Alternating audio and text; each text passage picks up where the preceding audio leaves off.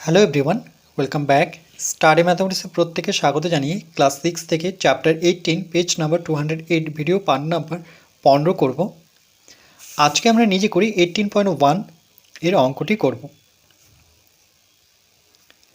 108, 64, 162 ও 81 সংখ্যাগুলি পূর্ণবর্গ সংখ্যা কিনা দেখি। যেগুলি পূর্ণবর্গ সংখ্যা নয় তাদের সব থেকে কম শূন্য ছাড়া মানে শূন্য বাদে কোন অখণ্ড সংখ্যা দিয়ে গুণ বা ভাগ করলে পূর্ণবর্গ সংখ্যা পাবো দেখি। এখানে প্রথম যে সংখ্যাটি আছে সেটি হচ্ছে 108 সমান, প্রথমে আমরা 108কে ভেঙে নেব।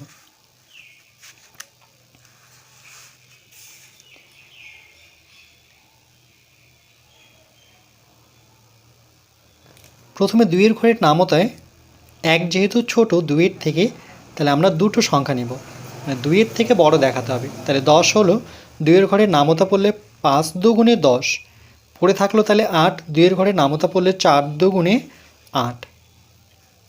আবার 2 দিয়ে ভাঙবো, 2 দিয়ে কিন্তু 5কে পাওয়া যায় না, কিন্তু এর কাছাকাছি আসবো, যেমন 2 দুগুণে 4 আছে 5 মানে 1 পড়ে থাকলো, আর পিছনে 4 মানে সংখ্যাটি হয়ে গেল 2 দুগুণে 4 আছে 5 মানে 1 অতিরিক্ত থাকলো, আর পিছনে 4 মানে সংখ্যাটি হয়ে গেল 14। 2-এর ঘরে নামতা পড়লে 7 দুগুণে 14। কী করে পেলাম? 2 দিয়ে আমরা যদি 54কে ভাগ করতাম তাহলে প্রথমে 2 দুগুণে 4 করব, 3 দুগুণে 6 লিখতে পারবো না, 5-এর নিচে আমরা ছোট সংখ্যা নেব, নতুবা অনেক সময় এই সংখ্যাটা মিলে যায়, সমান সংখ্যা হয় নতুবা কম হয়। 5-এর থেকে 4 বিয়োগ করলে 1 হবে, 2-এর থেকে যেহেতু 1 ছোট তাহলে বড় করতে গেলে আমরা 4 নেব। এবার দেখো এটা কিন্তু মিলে যাচ্ছে, সমান সংখ্যক সংখ্যা হচ্ছে 7 দুগুণে 14। হয় একই সংখ্যক সংখ্যা হতে হবে, নতুবা তার থেকে কম হতে হবে। তো ভাগ করার এই নিয়মটা কিন্তু জানতে হবে। তাহলে কত পেলাম? 27। এবার 27কে আমরা 3-এর ঘরে নামতে পাবো 3 নং 27। 9কে আবার 3-এর ঘরে নামতে পাওয়া যায় 3 3-কে 9। তাহলে 108কে ভেঙে 2 2, 3টে 3,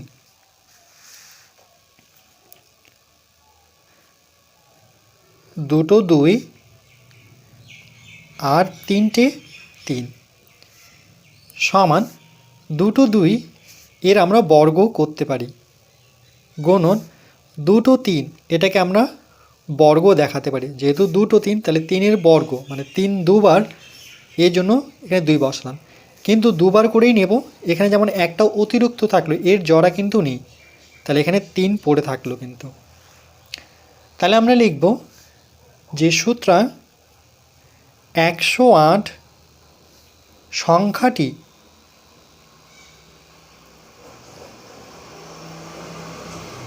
সংখ্যাটি পূর্ণবর্গ নয়, পূর্ণবর্গ সংখ্যা নয়।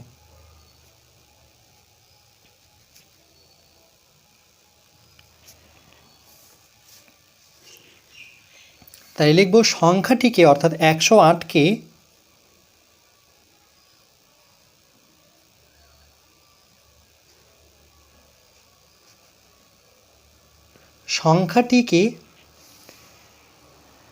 যেই সংখ্যাটি এখানে পূর্ণবর্গ হয়নি, যেমন 3 হয়নি, তাহলে আমরা 3 দিয়ে গুণ করব। তাহলে সংখ্যাটিকে 3 দ্বারা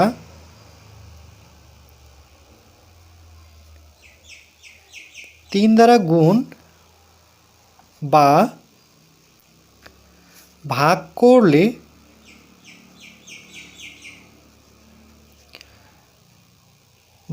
করলে পূর্ণবর্গ সংখ্যা পাব।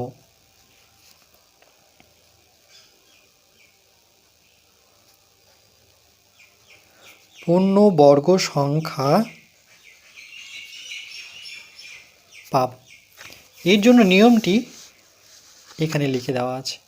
কোনো সংখ্যার মৌলিক উৎপাদক বিশ্লেষণে যে মৌলিক উৎপাদকটি বিজোড় সংখ্যক আছে, বিজোড় সংখ্যক বলতে এখানে দেখো এটা জোড়, কেন দুবার আছে, এটা জোড় দুবার আছে, কিন্তু এ তো একবার আছে, যে একবার থাকবে সেটাকেই বিজোড় বলবো। আর সেটি মানে যেটি বিজোড় মানে সেটি দিয়ে গুণ ভাগ করলে গুণফল ভাগফলটি কী হয়, পূর্ণ সংখ্যায় পরিণত হয়।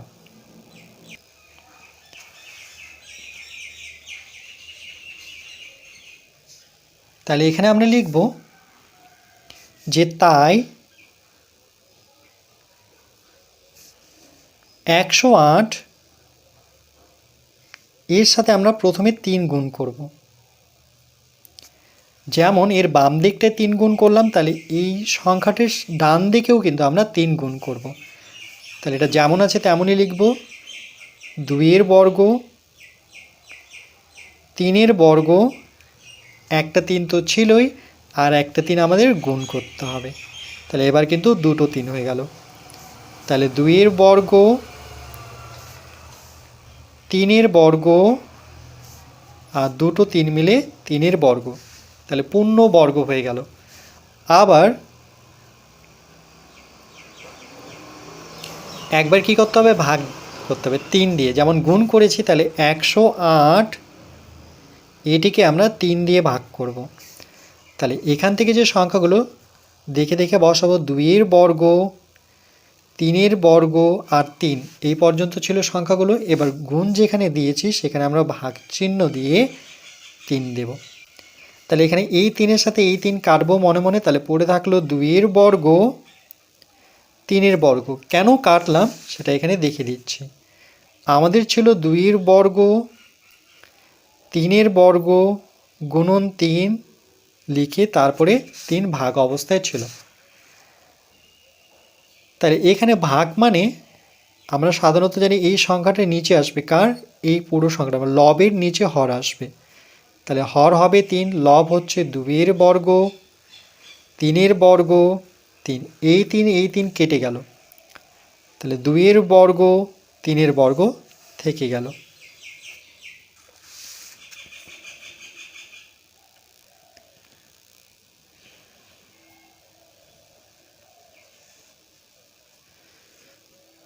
তাইলে লিখব যে সুতরাং 108 গুণন 3, 3 দিয়ে যদি আমরা 108কে গুণ করি, 3 আসছে 24, যেহেতু শূন্য আছে তাহলে 24-এ বসবে, 3 অক্ষ 3, তাহলে 324 পাবো।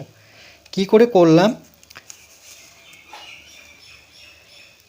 308কে যখন 3 দিয়ে গুণ করব, তাহলে 3 আসছে 24-এর 4, হাতে সাধারণত 2 থাকে, যেহেতু শূন্য আছে তাহলে শূন্যর সাথে 2 যোগ করলে 2 হবে, বা এভাবে মনে রাখতে পারি শূন্য থাকলে সেই সংখ্যাটি বসে যায়। তাহলে 3 3-কে 9, না এখানে 1 ছিল, 3 অক্ষ 3, তাহলে কত হলো 324। এই জন্যই কিন্তু এখানে লেখা হলো 324। তাহলে 324 একটি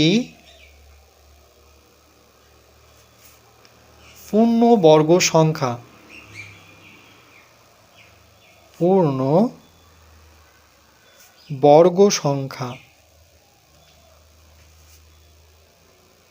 এবং কেন পূর্ণবর্গ, দেখো এখানে গুণ করা পরেই দেখো এটা পূর্ণবর্গ হয়ে যাচ্ছে, এখানে কিন্তু কোনো সংখ্যা একা পড়ে নেই, এটা জোর হয়ে গেল। এবং 108 ভাগ 3, এটা 3 দিয়ে গুণ করে 324, 3 দিয়ে যদি ভাগ করি তাহলে 3 3-কে 9, 1 পড়ে থাকলো, 3 6 18, 36 কী করে পেলাম, আমরা যদি 3 দিয়ে 108কে ভাগ করি তাহলে প্রথমে দুটো সংখ্যা নিতে হবে, 3-এর থেকে বড় দেখাতে হবে। তাহলে 10 3-এর থেকে বড়, 3-এর ঘরে নামতা পড়লে 3 3-কে 9, ছোট সংখ্যা বসাবো, সবসময় মনে রাখবে 3 4 12 লিখতে পারবো না, 10 থেকে 9 বিয়োগ করলে 1। এবার যেহেতু 3-এর থেকে 1 ছোট, তাহলে এখানে একটি সংখ্যা নামানোর আছে, সেটি নামিয়ে নেব 8, তাহলে হয়ে গেল 18, 3-এর ঘরে নামতা পড়লে 3 6 18, তাহলে কত পেলাম, 36 পেলাম। তাহলে 36 একটি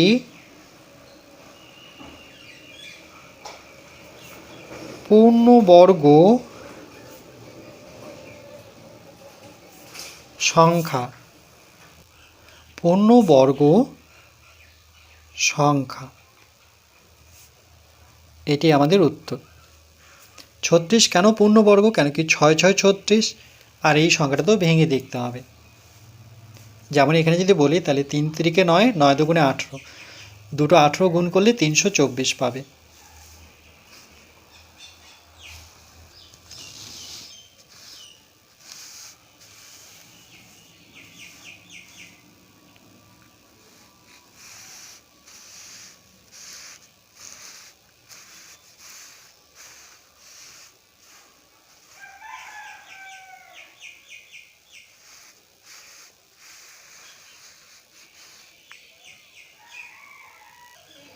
এরপর আমরা পরের সংখ্যাটি করব, অর্থাৎ 64। প্রথমে আমরা 64কে ভেঙে নেব। তাহলে 2 দিয়ে যদি ভাঙি তাহলে 2-এর ঘরের নাম হতে 6কে পাওয়া যায়, 3 দুগুণে 6 পেলাম। তাহলে পড়ে থাকলো কত? 4। 2-এর ঘরের নাম হতে এবার 4কে খুঁজবো, তাহলে 2 দুগুণে 4। এরপর 2-এর ঘরের নাম হতে আমরা 32কে তো একসাথে পাবো না, কিন্তু 2-এর থেকে যেহেতু 3 বড় তাহলে প্রথমে একটা সংখ্যাকে খুঁজবো। তাহলে 2-এর ঘরের নামতা পড়লে 2 অক্ষ 2, 2 দুগুণে 4 বেশি হয়েছে, তাহলে 2 অক্ষ 2, কিন্তু আছে 3 মানে 1 বেশি আছে, তাহলে 1 লিখবো আর এখানে 1 পড়ে আছে আর পিছনে আছে 2, তাহলে সংখ্যাটি হয়ে গেল 12। 2-এর ঘরের নামতা পড়লে 6 দুগুণে 12। তাহলে 2 দিয়ে 32কে যদি আমি ভাগ করি তাহলে প্রথমে 1 দিয়ে যাব, 2 অক্ষ 2 বসাবো, 3 থেকে 2 বিয়োগ করলে 1, যেহেতু 2-এর থেকে 1 ছোট তাহলে বড় করতে গেলে আমরা 2কে নামাবো। এরপর 6 দুগুণে 12 পাবো, তাহলে কত পেলাম আমরা? 16। আবার 2 দিয়ে যদি ভাঙি তাহলে 8 দুগুণে 16, আবার 2-এর ঘরে নামতে 4 দুগুণে 8, 2-এর ঘরে নামতে 2 দুগুণে 4, তাহলে 64কে ভেঙে 1 2 3 4 5 6, 6টা 2 পাবো।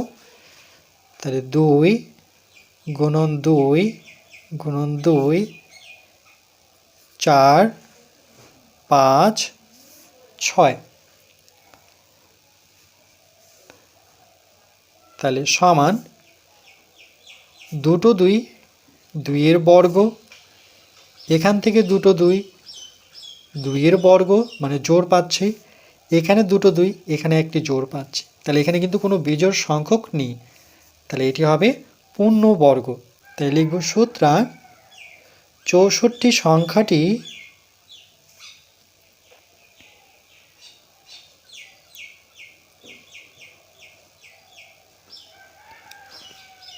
পূর্ণবর্গ সংখ্যা। পূর্ণবর্গ সংখ্যা, এটি আমাদের উত্তর।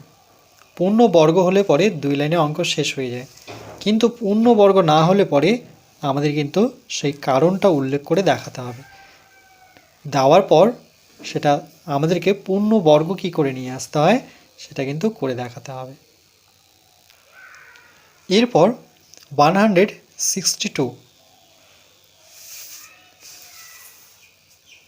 তাহলে প্রথমে আমরা 162কে এখানে ভেঙে নিই।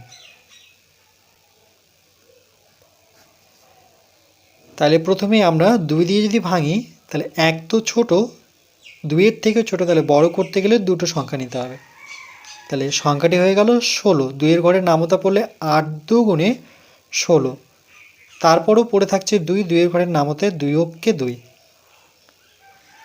এরপর এটা তো আর 2 দিয়ে যাবে না, যেহেতু বেজোড় সংখ্যা, তাহলে আমরা 3 দিয়ে ভাঙব। 3 দিয়ে যেহেতু এখানে 8 বড়, তাহলে 3-এর ঘরের নামতা পড়ে 8-এর কাছাকাছি আসবো, তাহলে 3 3 9 বেশি হচ্ছে, তাহলে 3 দুগুণে 6, তাহলে এখানে যদি 6 হয় তাহলে পড়ে থাকছে এখনও কত? 2।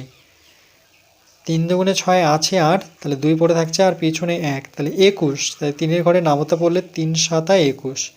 কী করে করলাম? 3 দিয়ে যদি আমরা 81কে ভাগ করতাম তাহলে প্রথমে 2 দিয়ে দিতাম, 3 দুগুণে 6, 8 থেকে 6 বিয়োগ করলে পরে 2, 3-এর থেকে 2 যেহেতু ছোট তাহলে 1কে নামাবো, সংখ্যাটি হয়ে গেল 21। 3-এর ঘরে নামতা পড়লে 3 7 21 পাবো। এরপর 27কে আমরা 3-এর ঘরে নামতে পাবো, 3 লং 27, 9 কি 3-এর ঘরে নামতে 3 ত্রিকে 9, তাহলে এখানে 1 2 3 4টা 3 আর একটা 2, তাহলে 3 গুণন 3 গুণন 3 গুণন 3 আর একটা 2 পেলাম, তাহলে সমান দুটো 3 আমরা 3-এর বর্গ করতে পারি, এখানে দুটো 3 সেটা 3-এর বর্গ লিখতে পারি, কিন্তু 2-এর বর্গ করতে পারছে না, সে একা পড়ে আছে, অর্থাৎ এটি বেজোড়, একা যেহেতু আছে, এগুলো জোড় কেন দুটো করে আছে। তাহলে লিখব 162 সংখ্যাটি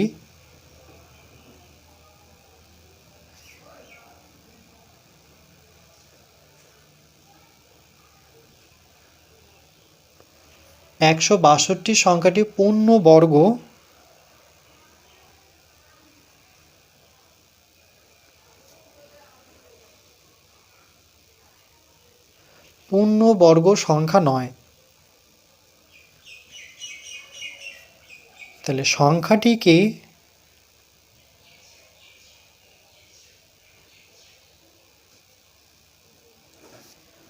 যেই সংখ্যাটি বেজোড় বেরিয়েছে সেই সংখ্যা দিয়ে আমরা গুণ আর ভাগ করব, 2 দ্বারা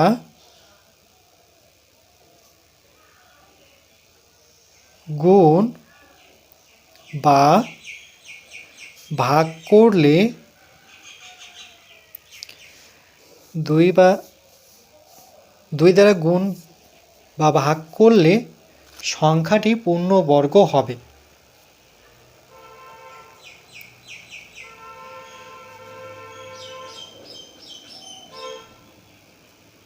সংখ্যাটি পূর্ণবর্গ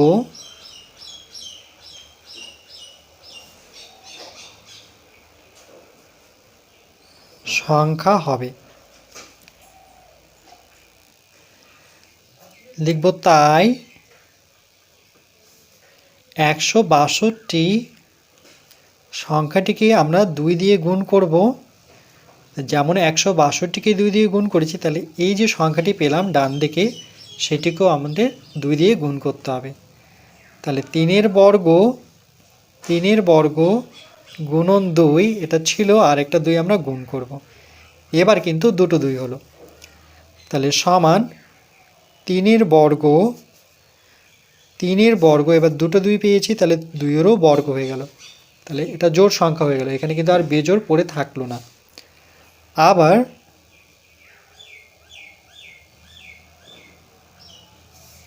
162 এটিকে আমরা 2 দিয়ে কি করব, ভাগ করব, তাহলে যেখানে গুণ চিহ্ন ছিল সেখানে ভাগ চিহ্ন বসিয়ে তারপরে এই সংখ্যাটা যেমন ছিল তেমনই লিখব, 3-এর বর্গ সঙ্গে 2, 3-এর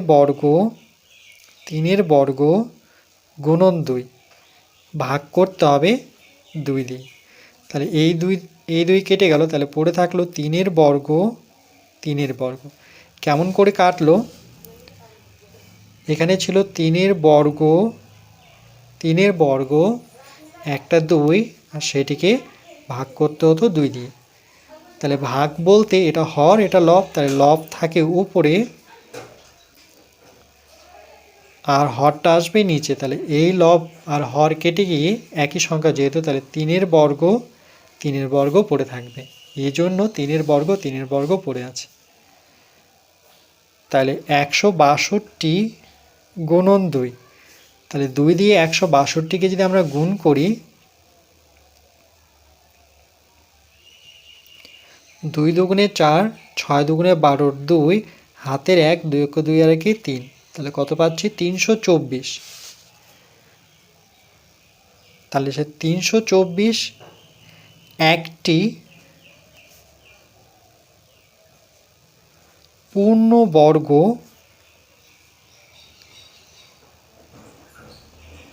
সংখ্যা হবে, এবং যখন ভাগ করব 162কে 2 দিয়ে, তাহলে 2 দিয়ে 8 দুগুণে 16, 2 দিয়ে 1 করলে 2 অক্ষ 2, তাহলে 81 একটি পূর্ণবর্গ সংখ্যা হবে।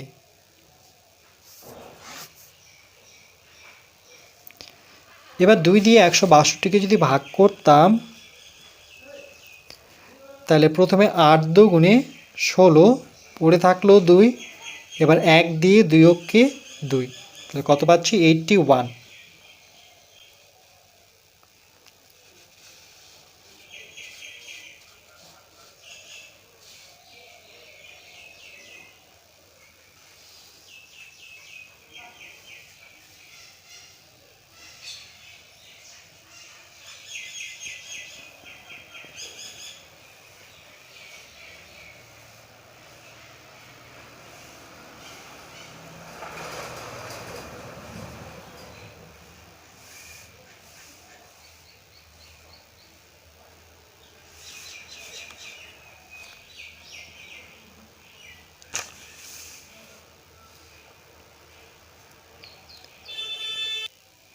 এরপর পরের সংখ্যাটি অর্থাৎ 81, তাহলে প্রথমে আমরা 81কে ভেঙে নেব। যেহেতু এটি বেজোড় সংখ্যা তাহলে 2 দিয়ে তো যাবে না, 2 এর পরের সংখ্যাটি অর্থাৎ 3 দিয়ে ভাঙব। 3-এর থেকে যেহেতু 8 বড় তাহলে এখানে একটাই সংখ্যা নেব। 3-এর ঘরে নামতায় 8কে পাওয়া যায় না, কিন্তু আমরা 8-এর কাছাকাছি আসব। তাহলে 3 দুগুণে 6 আছে 8, তাহলে 2 পড়ে থাকলো, আর পিছনে যে সংখ্যাটি আছে সেটি 1, তাহলে 3-এর ঘরে নামতা পড়লে 3 7 21। কী করে করলাম, 3 দিয়ে যদি আমরা 81কে ভাগ করতাম তাহলে যেহেতু প্রথম সংখ্যাটি বড় তাহলে একটাই সংখ্যা নিতে হবে। এবার 3-এর ঘরে নামতা পড়ে 8-এর থেকে ছোট নতুবা 8-এর সমান, তো 8-এর সমান তো হবে না, তাহলে 3 দুগুণে 6 করতে পারি, কেন কি 3 3-কে 9, 8-এর থেকে বেশি হচ্ছে। 8 থেকে 6 বিয়োগ করলে পরে 2, 3-এর থেকে 2 যেহেতু ছোট তাহলে বড় করতে গেলে আমরা 1 নামাবো। এবার 3-এর ঘরে নামতা পড়লে 3 7, দেখো অনেক সময় কিন্তু এটা সমান সংখ্যক হচ্ছে, 21 সমান মিলে গেল। আর যদি সমান না হয় তাহলে আমাদের কাছে নিয়মটি হচ্ছে যে সংখ্যাটি থাকবে তার থেকে কম সংখ্যা নিতে হবে। এরপর 3-এর ঘরে নামতায় আমরা 27কে পাবো 3 লং 27, আর 9কে 3-এর ঘরে নামতায় 3 3-কে 9, তাহলে 81কে ভেঙে 4টা 3 পেলাম। তাহলে এখানে আমরা বসাবো 3 গুণন 3 গুণন 3 গুণন 3, তাহলে দুটো 3 থেকে 3-এর বর্গ হচ্ছে, মানে জোড় সংখ্যা, এখানেও জোড় সংখ্যা, তাহলে 3-এর বর্গ, তাহলে এখানে কিন্তু বেজোড় থাকলো না। তাহলে আমরা লিখব যে 81 সংখ্যাটি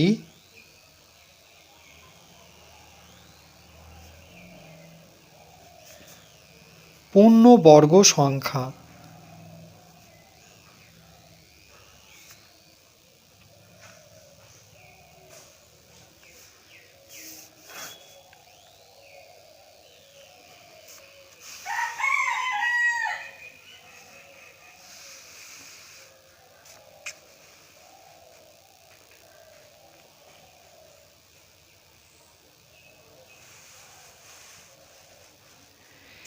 এরপর পরবর্তী পার্ট নাম্বার 16-এ আমরা বাকি আলোচনাটুকু করব।